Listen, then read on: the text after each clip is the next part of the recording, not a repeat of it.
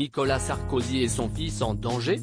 Ce mercredi 20 septembre, le site d'information Actu17 a révélé que l'ancien président de la République avait porté plainte pour menace de mort, par l'intermédiaire de son chef de la sécurité, au commissariat du 16e arrondissement parisien. Dans sa déposition, le mari de Carla Bruni raconte que dimanche dernier, un inconnu aurait contacté par téléphone sa sœur cadette Caroline Sarkozy de Nagiboxan, en déclarant qu'il souhaitait la mort de Nicolas Sarkozy et de son fils, Jean, le plus tôt possible. Qu'il meure. Le média rapporte par ailleurs qu'une enquête préliminaire a été ouverte et confiée aux policiers de la Brigade de répression de la délinquance contre la personne, BRDP, de la police judiciaire parisienne. Aucune autre information n'a été communiquée pour l'heure.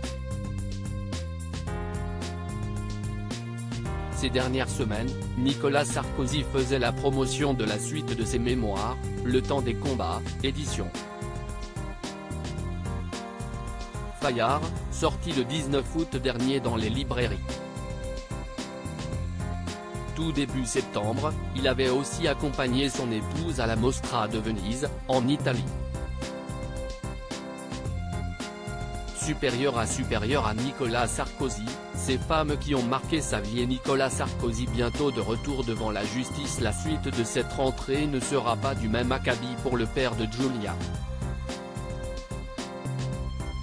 Après avoir appris fin août dernier qu'il serait jugé en 2025 dans le cadre des soupçons de financement libyen de sa campagne de 2007, Nicolas Sarkozy sera convoqué au mois d'octobre dans le cadre d'une nouvelle mise en examen.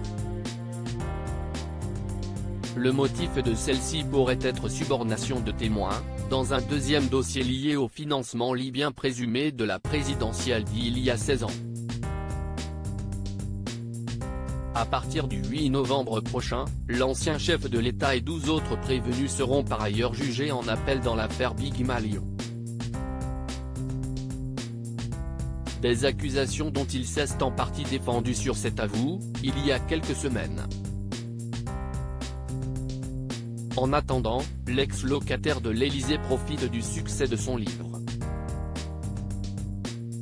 Il s'y livre comme rarement sur la naissance de sa fille, en 2011, confie le nom que son dernier enfant aurait porté s'il avait été un garçon, ou encore sur les commentaires désobligeants de Marine Le Pen au sujet de sa fille.